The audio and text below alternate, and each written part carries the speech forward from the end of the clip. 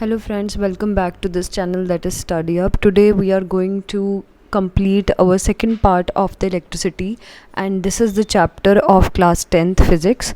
And in this video I will be going to discuss certain other topics which was being left in the first video. We have already discussed the different type of resistances, Ohm's law, series combination, parallel combination, the different terminologies like potential difference, current, their symbols and their units in the previous video. Now we are going to discuss some other topics, out of which the first topic is heating effect of electric current. As you know, as the name suggests, that electric current is mainly the flow of electrons and the flow of charges. So movement of the charges also created the heating effect inside the conductors. For example, anything you put on electricity, after some time it get heated up. Now what causes this heat and who discovered it? अगर हम I current को माने and register के अंदर से जो resistance है उसे आर लेट कर ले और पोटेंशियल को वी, तो जो भी चार्ज क्यू उस पोटेंशियल डिफरेंस वी के अलॉन्ग मूव करेगा टाइम टी में, it will do amount of work. And you know कि जब भी there is an amount of work done, कुछ ना कुछ एनर्जी डिसिपेट होती है. So let's start with this little derivation, that is work done में Q into V. Q means the charge and V means the potential difference along which this charge moves. When the value of Q is taken on, Q की value होती है I into T, यानी कि current into time. So when we put this value into this we get work done is equal to V I T. It means कि work done by any battery for moving the charge in electric circuit is always V I T. And I have already told you amount of work done is also characterized as the energy, because the amount of energy we possess, हम उतना ही काम करते हैं और जितना हम काम करते हैं उतनी ही हमारे अंदर एनर्जी होती है. सो बैटरी के अंदर एक केमिकल एनर्जी होती है जिसकी वजह से वो काम करता है. As battery does work, its chemical energy also decreases, क्योंकि उसके अंदर एक सर्टेन अमाउंट ऑफ एनर्जी होती है जो बाय द टाइम डिक्रीज होती है, but total energy it is always conserved. Reason is कि जो भी केमिकल एनर्जी बैटरी की है, जब हम काम करेंगे तो it will be converted into heat energy in the register, क्योंकि वो एनर्जी कुछ काम कर रही है. इट मीन्स एक एनर्जी एक जगह से ख़त्म होकर दूसरी जगह ट्रांसफ़र हो गई है, बल्कि डिस्ट्रॉय नहीं हुई है. इसे हम कहते हैं कंजर्वेशन. सो किसी भी रजिस्टर में जो हीट प्रोड्यूस होता है या कंडक्टर में प्रोड्यूस होता है, that is V I T.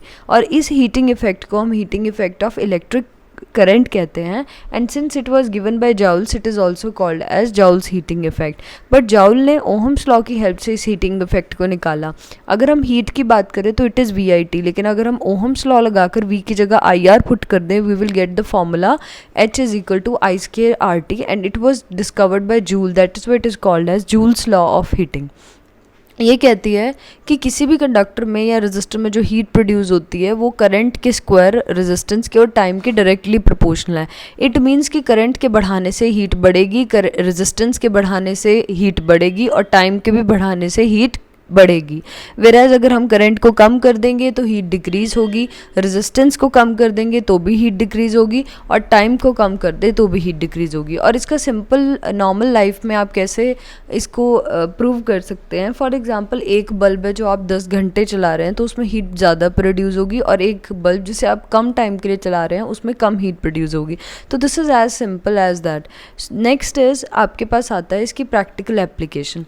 Heating effect की प्रैक्टिकल एप्लीकेशन देखने के लिए जो एलिमेंट है अप्लायंसेस के, उनका हाई मेल्टिंग पॉइंट होना चाहिए ताकि वो ज़्यादा हीट को रिटेन कर सकें.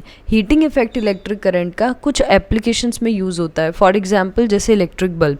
जब हम इलेक्ट्रिक एनर्जी को इलेक्ट्रिक बल्ब में देखते हैं और सप्लाई करते हैं बटन ऑन करके, तो उसका जो फिलामेंट होता है, नॉर्मली पुराने जो बल्ब्स थे जिनको हम येलो बल्ब्स कहते थे, उनके अंदर जो फिलामेंट होती थी वो टंगस्टन की बनी होती थी और जो कि लाइट को एमिट करती है. और जो इलेक्ट्रिक बल्ब की हीटिंग इफेक्ट है वो तभी होता है क्योंकि जब इलेक्ट्रिक करंट उसमें से पास करता है तो फिलामेंट ग्लो होती है.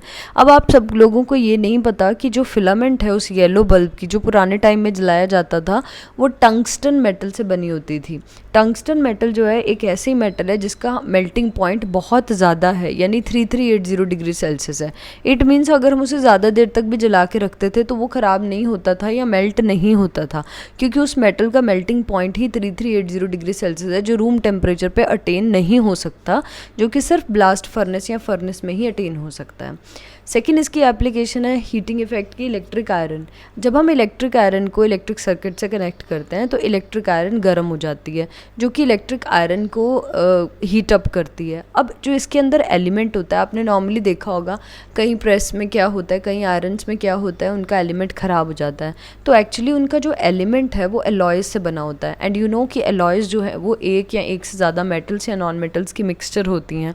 सो उनका हाई मेल्टिंग पॉइंट हो जाता है, इसलिए एलिमेंट जो है वो जब गर्म होता है तो इलेक्ट्रिक आयरन गर्म होती है और वो जल्दी से सड़ता नहीं है, बिकॉज इतना हाई टेम्परेचर ईजिली अटेंड नहीं हो पाता जितना कि उन एलॉयज़ का होता है।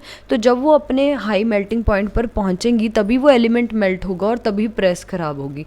लेकिन नॉर्मली ऐसा नहीं होता कि वो इतने मेल्टिंग पॉइंट पर अटेन हो जाए। ऐसा तभी होता है जब लॉन्ग टाइम के लिए हम उसको यूज़ करते हैं। थर्ड इसकी एप्लीकेशन है इलेक्ट्रिक फ्यूज़। इलेक्ट्रिक फ्यूज़ को हम एक डायग्राम के थ्रू भी डिस्कस करेंगे later on, but here I want to tell you about this. Electric fuse एक तरह से एक वायर का पीस होता है जो इलेक्ट्रिक अप्लायंसेस को हाई वोल्टेज से प्रोटेक्ट करता है। इलेक्ट्रिक फ्यूज़ मेटल या फिर मेटल के अलॉय से बना होता है, लाइक एल्यूमिनियम, कॉपर, आयरन या लेड से बना होता है। इन केस कि हमारे सर्किट में, जो हमारा इलेक्ट्रिक सर्किट है उसमें हायर वोल्टेज आ जाए देन स्पेसिफाइड, इट मीन्स कि अगर वो सर्किट में 5 एम्पेयर आना चाहिए, 15 एम्पेयर आना चाहिए और उससे ज़्यादा आ गया है तो वो फ्यूज़ वायर मेल्ट हो जाती है, ताकि जितनी भी एनर्जी उसके अंदर लगी है वो अप्लायंस तक ना पहुँचे बल्कि उस फ्यूज़ को मेल्ट कर दे। And when this fuse wire melts, ये एनर्जी आगे जाकर अप्लायंस को ख़राब नहीं करती। इन दिस वे जो इलेक्ट्रिक फ्यूज़ है वो हमारे इलेक्ट्रिक अप्लायंसेस को प्रोटेक्ट करता है। अब हम किस डोमेस्टिक पर्पस के लिए, डिपेंडिंग ऑन कि हम किस चीज़ के लिए फ्यूज़ लगा रहे हैं, हम 1 एम्पेयर, 2 एम्पेयर, 3 एम्पेयर, 5 एम्पेयर या 10 एम्पेयर से भी ज़्यादा एम्पेयर का फ्यूज़ लगा सकते हैं। Suppose if an electric heater 1000 watt consume कर रहा है 220 वोल्ट पोटेंशियल डिफरेंस पे, तो इलेक्ट्रिक करंट इलेक्ट्रिक सर्किट में कितना होना चाहिए? हमें एक फॉर्मूला पता है that P is equal to VI। अगर आप लोगों को ये फॉर्मूला लर्न नहीं है तो you should learn this formula कि power is equal to VI। तो हमें I निकालना है तो हम P अपॉन V करेंगे। And here power is given 1000 watt का वो पावर का हीटर है और पोटेंशियल डिफरेंस 220 है। When you find out the current it will be 4.5 ampere. It means कि आपको फ्यूज़ जो है वो 5 एम्पेयर का यूज़ करना चाहिए इलेक्ट्रिक हीटर को प्रोटेक्ट करने के लिए। इन केस हायर वोल्टेज आ जाए तो it will not affect your electric heater. Next एक जो टर्मिनोलॉजी है दैट इज़ इलेक्ट्रिक पावर, जो हमने अभी अभी डिस्कस की। You should know what is electric power. Power का मतलब होता है कि हम कितना काम कर रहे हैं पर यूनिट टाइम। और मैंने आपको पहले ही बताया था इस वीडियो में, इससे पहले एक वीडियो में, दैट जब भी आप रेट की बात करते हैं तो रेट का मतलब हम उस चीज़ को टाइम से डिवाइड कर रहे हैं। इट मीन्स जो पावर है it is work upon time. But यहाँ पर हीट प्रोड्यूस जो है हमने क्या लिखी है? VIT। नॉर्मली अगर हम बात करें पावर की तो उसका जो फॉर्मूला होगा that will be P is equal to W upon T।